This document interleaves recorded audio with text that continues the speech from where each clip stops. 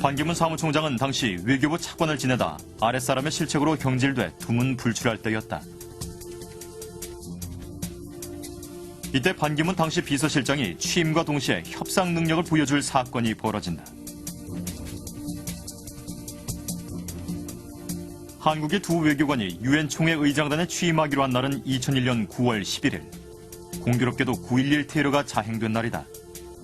아침 8시경 이 소식을 먼저 접한 반기문 당시 총회 비서실장이 다급하게 의장 사무실로 달려들어왔다.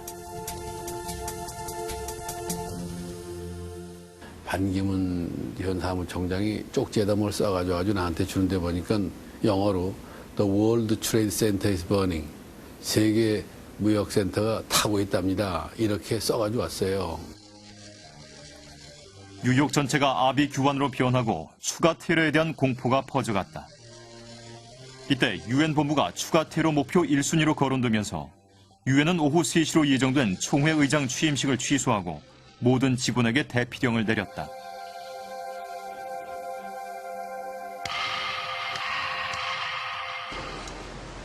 다음 날 대책회의 성격으로 열린 유엔 총회에서 회원국들은 독자적으로 테러 규탄 결의안을 발표하겠다고 나섰다.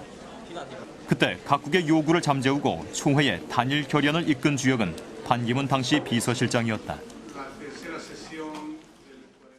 9월 12일 3시에 제가 취임사를 하고 바로 결의안이 들어가는데 들어가야 될 3분 전에 그걸 합의를 봐가지고 와가지고 결의안을 냈거든요. 그런 게 그 기록으로 남아 있습니다. 사실은 굉장한 일이거든요. 그게 쉬운 일이 아닙니다. 그게. 반기문 사무총장이 선거운동 기간 강조한 것은 말보다 실천. 그것은 단순히 부드러운 이미지에 대한 변명이 아니라 그의 신념이었다.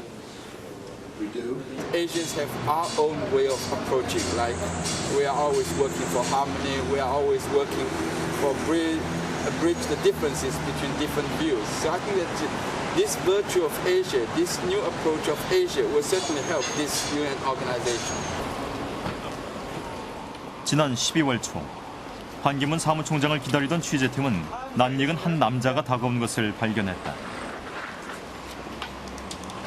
그는 1970년대 40대의 젊은 나이에 닉슨 대통령을 보좌했던 헨리 키신저 전 국무장관이었다. 키신저는 미국의 국가안보보좌관과 국무장관을 지내면서 적극적인 마크 외교를 펼쳐 동서 간의 화해 정책과 베트남 전쟁에서의 정전 협정을 성사시킨 주인공이다. 잠시 후 반기문 사무총장이 나타났다. 약속 시간에 늦은 반기문 사무총장은 발걸음을 재촉했다. 지역 분쟁 문제, 북핵 문제라든지 이란 문제, 중동 문제 이런 거에 대한 이제 키신저 박사 의견도 좀 들어보고요. 그분이 이제 평소에 여러 가지 주장하던 이런 면이 있지 않습니까? 헨리 키신저는 1977년에 이미 모든 공직에서 물러났지만 지금까지도 정력적인 활동을 펼치며 미국과 국제정치계에 막대한 영향력을 행사하고 있다. I know the new Secretary General for many years. He has already made great contributions to international affairs. I know he will give strong leadership, and I wish him every success, which will be a success for all of us. 취재팀은 반기문 사무총장이 키신저를 만난 또 다른 이유를 짐작할 수 있었다. 키신저 박사는 역사의 종말을 쓴 프란시스 후쿠야마, 레이크 전 안보 보좌관 등과 함께 작년 9월 유엔의 개혁을 역설한 보고서를 완성했다. 일명 프린스턴 프로젝트 보고서다. 2년 4개월 동안 400명의 전 현직 관료와 학자들이 참여한 보고서의 원래 명칭은 미국 국가안보를 위한 제안. 그런데 보고서 내용 중에는 유엔 안보리를 대체할 새로운 기구가 언급됐다. Concert of democracies would be a gathering of countries. If, in the final analysis, in 15 or 20 years, the United Nations fails to be a authoritative body for deciding on issues of peace and security, the concert of democracies can be a vehicle for collective action and legitimation. 유엔이 제대로 기능하지 못할 때라고 전제를 달긴 했지만 유엔 개혁에 대한 미국의 일관된 입장으로 볼 때 이는 유엔을 무력화하려는 시도로 받아들여질 수 있다.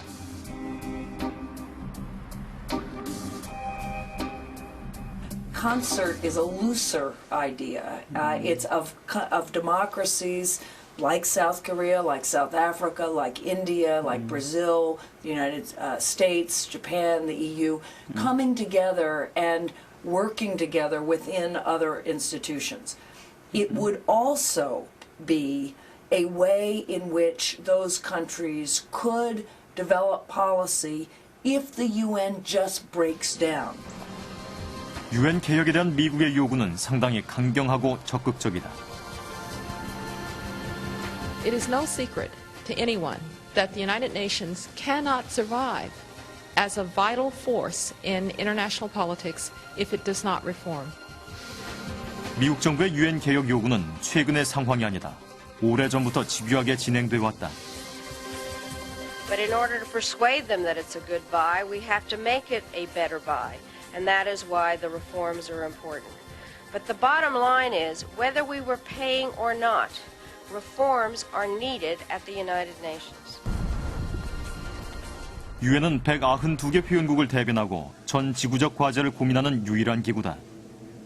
문제는 회원국들의 이해관계와 방만한 조직 체계 때문에 기구로서의 효율성이 떨어지는 것인데 회원국들은 그 해법에 대해서도 첨예하게 대립한다.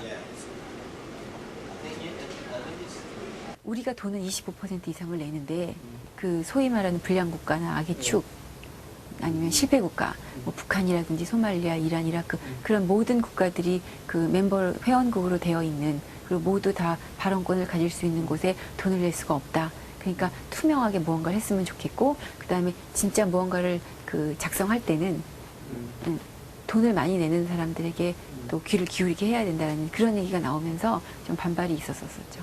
지금 이란 유엔에 여러 가지 좀 개혁의 필요성이 많이 강조는 되고 있으니까 이란 좀 더 개혁을 해서 유엔이 모든 나라가 전부 다 공동으로 지금 현재 21세기에 우리가 맡고 있는 문제들을 잘 처리해 나갈 수 있도록 적극 더 강화시켜 나가는 노력이 더 필요하다고 생각합니다.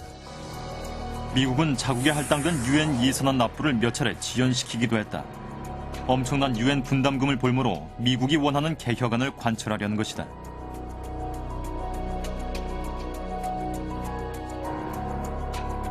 실제로 2005년 12월에는 미국이 유엔 예산안 결의를 보이콧하는 바람에 코피 아난 사무총장이 아시아 순방 기획을 취소하기도 했다.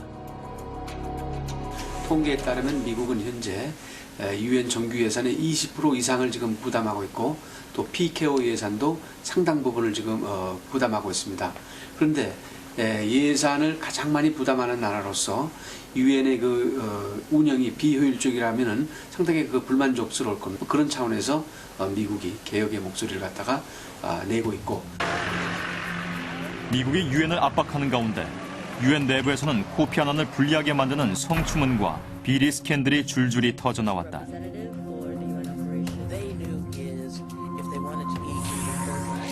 2005년에는 코피 아난의 측근인 모리스 스트롱 대북 특사가 비리 혐의로 조사를 받는 과정에서 물러났고